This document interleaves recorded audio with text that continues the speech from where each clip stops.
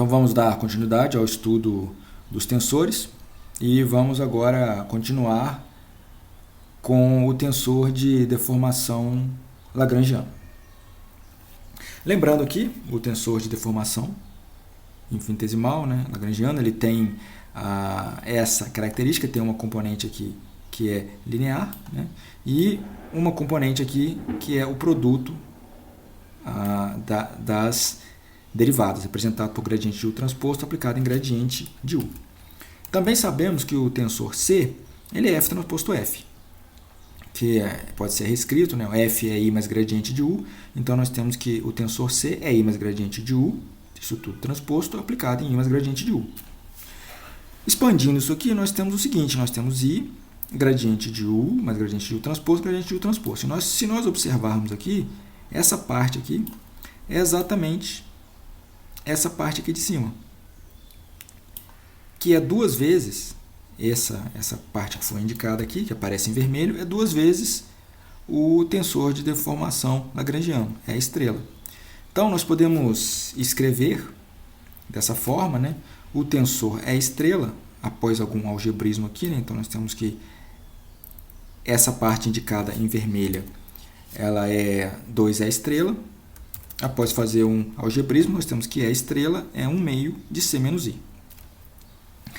Bem, o que vai levar ao seguinte, Observem que se nós temos aqui dx1 escalar dx2 menos dx1 escalar dx2 para dx1 e dx2 quaisquer, nós temos que isso aqui pode ser representado por dx1 escalar C menos I dx2. Observando aqui que dx1 escalar dx2 pode ser representado por dx1 C aplicado em dx2. Só que C menos I, nós podemos observar aqui que dessa expressão, ele é igual a duas vezes o tensor à estrela.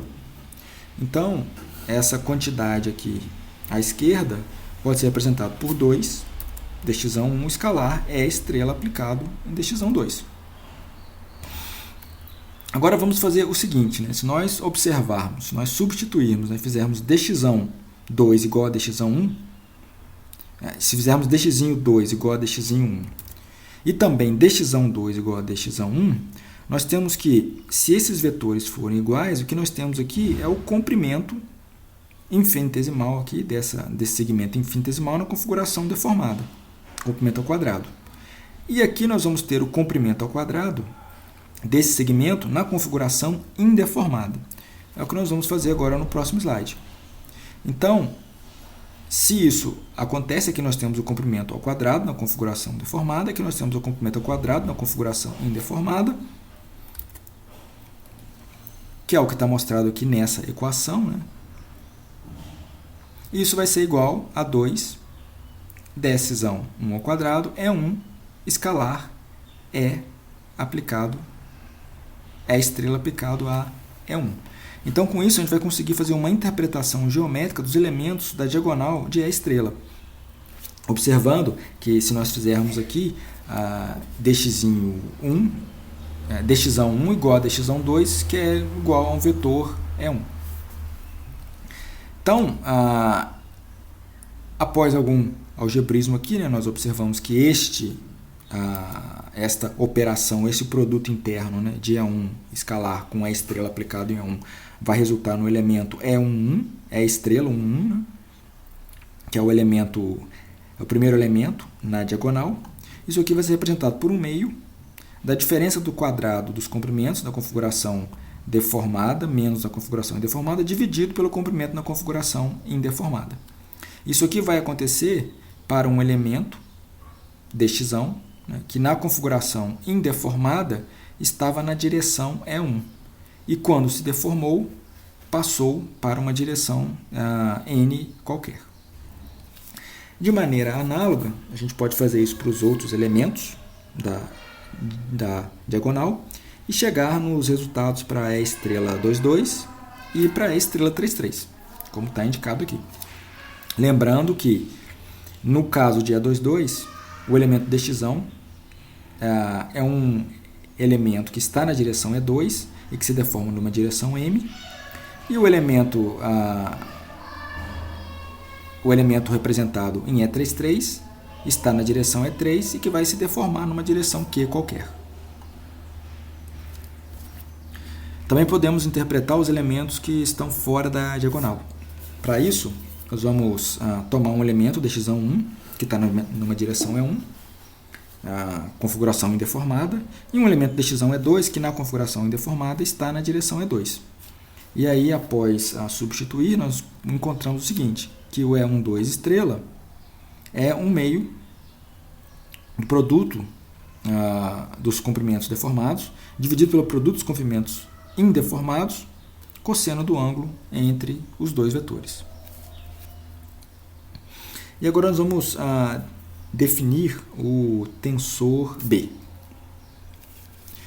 O tensor B ele é definido como F produto com F transposto. Observem que aqui ele é diferente do tensor C. O tensor C é F transposto F. O tensor B é F transposto. Substituindo, então, a F pela sua representação VR, pela sua decomposição polar VR, nós temos que B pode ser representado por VR, V produto com R transposto. E como R é um tensor ortogonal, nós temos que B vai ser representado por V ao quadrado. Onde V aqui é o tensor esquerdo de estiramento. Então, substituindo aqui F por RU, nós chegamos na seguinte expressão, então, né? Que B é igual a R, CR transposto, basta substituir aqui, né? Então, F por RU, chegamos nessa outra representação para o tensor B e, após o algebrismo aqui, basta multiplicar a direita por R transposto e basta multiplicar a esquerda por R transposto. Essa expressão e a direita por R, nós chegamos que C é igual a R transposto BR. Com isso aqui, a gente pode verificar que se N é autovetor de B com alto valor associado lambda, então R aplicado em N vai ser um autovetor de C com o mesmo alto valor. A prova dessa afirmação é um dos exercícios que consta no livro. E agora vamos abordar a relação com o gradiente de U. Nós podemos expressar o tensor B em termos do gradiente de U. Então, nós partimos da definição que B é F transposto, F transposto. Substituímos F como I mais gradiente de U, como está indicado aqui. E após fazer a expansão, nós chegamos no seguinte. B é I mais gradiente de U mais gradiente de U transposto. Gradiente de U aplicado em gradiente de U transposto. Podemos fazer, então, a interpretação geométrica dos elementos na diagonal do tensor B. Para isso, nós vamos tomar um elemento dx1 na configuração indeformada, numa direção N, de modo que N é representado por R transposto E1. O que isso aqui quer dizer? O que isso representa? Né? Então, se nós multiplicarmos essa expressão aqui, à esquerda por R, nós vamos ter o seguinte, vamos ter Rn igual a E1. Então, observem que N é uma direção que antes de se aplicar o tensor de rotação estava na direção E1. Então, tomando essa direção na configuração indeformada e sabendo também que F é igual a VR, a gente vai ter o seguinte, né? O ds ao quadrado, que nada mais é do que o dszinho ao quadrado, né? Vai ser representado por dsão n escalar c aplicado em n. Né? Que, por sua vez, lembrando aqui, né, que a gente consegue, como n ele é R transposto aplicado em E1, nós vamos ter o seguinte, nós vamos ter que isso aqui vai ser representado por dsão 2, configuração comprimento, né, na configuração indeformada, R transposto aplicado em E1, escalar C aplicado R transposto em E1. Observem que o que foi feito aqui foi simplesmente substituir N por R transposto em E1. Fazendo aqui um algebrismo e usando a definição do tensor transposto, né?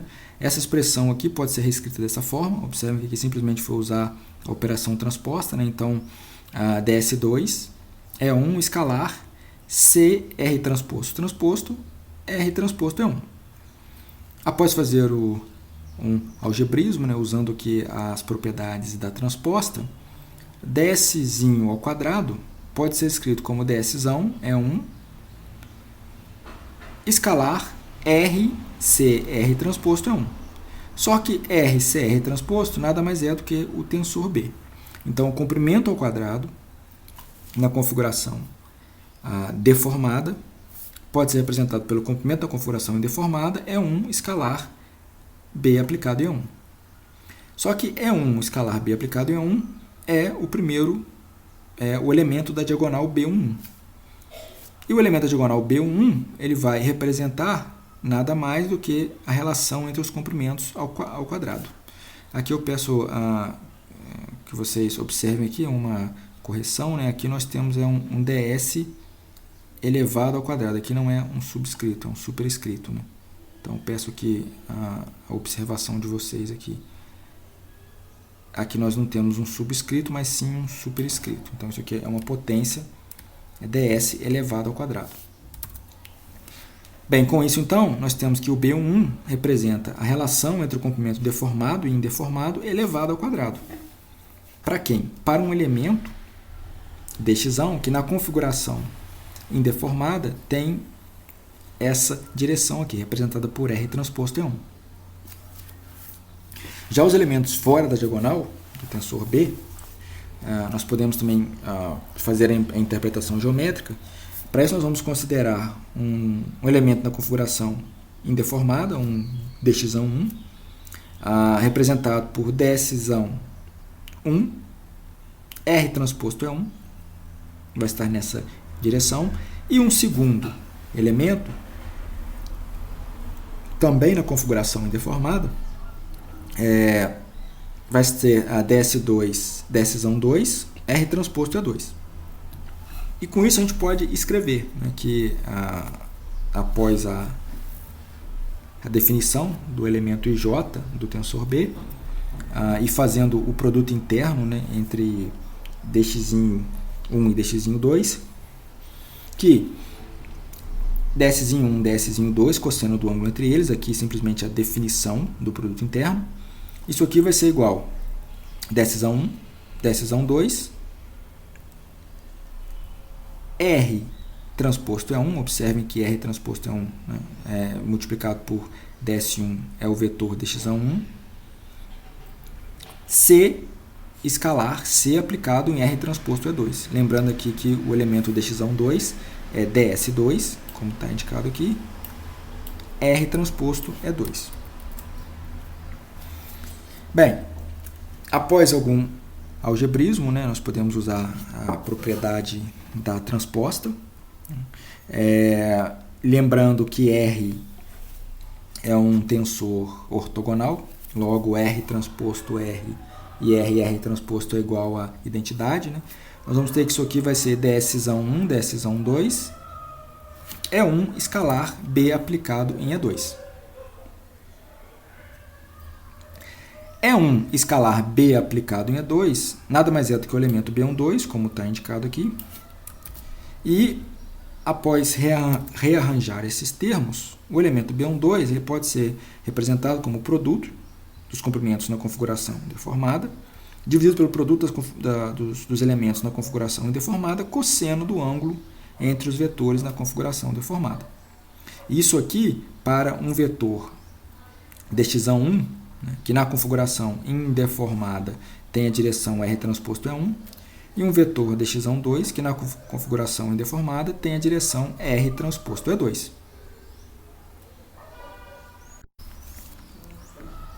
Agora vamos falar do tensor de deformação euleriano.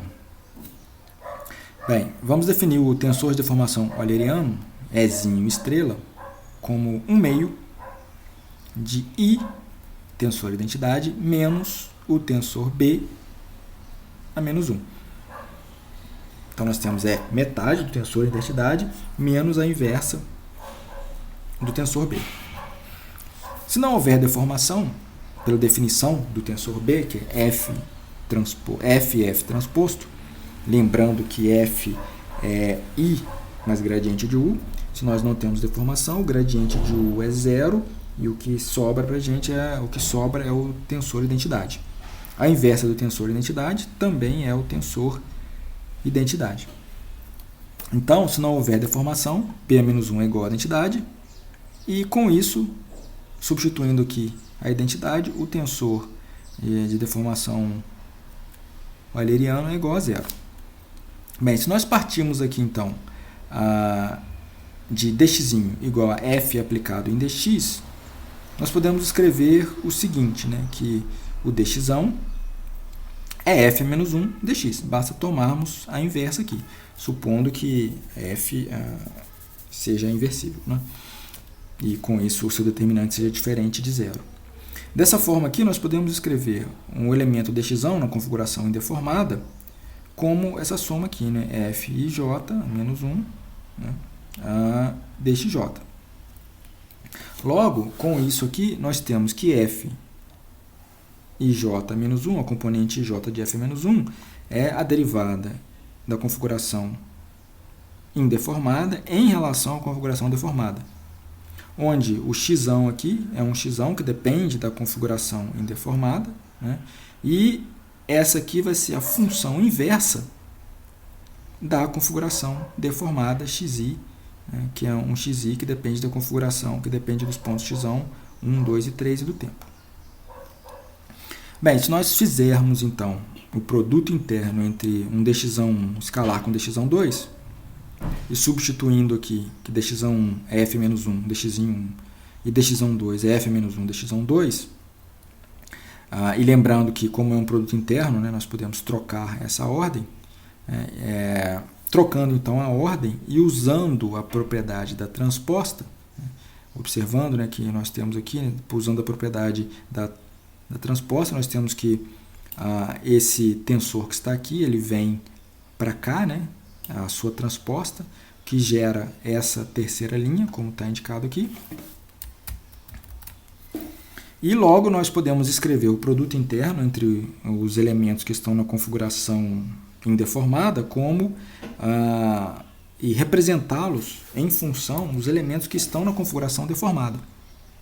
Dessa forma, então, nós temos que esse produto interno, dx1 escalar dx2, é escrito como dx1 escalar f transposto f menos 1 dx2. Só que f transposto f é o tensor B. Então, logo, esse produto aqui, né, o produto escalar entre os elementos na configuração indeformada é dx1 escalar b menos 1 dx2. Logo que nós vamos ter o seguinte, então, né, se nós subtrairmos, se nós temos aqui dx1 escalar dx2, né, e subtrairmos de dx1, subtrairmos dx1 escalar dx2, então nós vamos simplesmente pegar esse elemento que está aqui, né, esse termo que está aqui, e substituir aqui. Então, ao substituirmos, nós chegamos nessa expressão que está indicada aqui. Essa diferença é dx1 escalar i menos b menos 1 dx2. Como a i menos b menos 1 é o tensor é estrela, ele é escrito dessa forma aqui. Vamos agora para a interpretação geométrica. Se nós fizermos dx1 igual a dx2, que é um elemento que está na direção de E1, nós vamos obter o seguinte, então, b menos 1, 1 é igual ao comprimento ds1 ao quadrado dividido pelo comprimento ds1 ao quadrado. E com isso nós vamos ter o seguinte, né? O elemento E11 vai ser representado por essa expressão aqui. Nós já vimos uma expressão similar em alguns slides anteriores e também na aula passada. Para os elementos fora da diagonal, nós tomamos um elemento dx1, que está na direção E1, e um elemento dx2, que está na direção E2, de onde nós obtemos o seguinte: o elemento B12 a menos 1 é o produto dos elementos, dos comprimentos na configuração indeformada, dividido pelo produto dos comprimentos da configuração deformada, cosseno do ângulo entre os vetores, entre os elementos infinitesimais, né, na configuração indeformada. Diferente do vetor B e J, os elementos fora da diagonal do vetor B e J, que era feito o produto interno era feito cosseno entre os elementos na configuração deformada. E com isso, então, nós temos que D duas vezes o E12 é 1 menos este elemento B12 a menos 1. E agora nós vamos abordar as relações com o gradiente de U. Para isso, nós vamos relembrar, né, que a posição deformada é a posição inicial, x, mais um campo de deslocamentos. E que pode ser escrito da seguinte forma, né? E com isso a gente consegue obter a posição inicial como a posição deformada menos o campo de deslocamentos que foi aplicado. E para isso nós vamos utilizar uma descrição espacial para o campo de deslocamentos. Lembrando que a descrição espacial, né, nós temos aqui o U vai ser representado em relação à posição deformada x, 1, 2 e 3.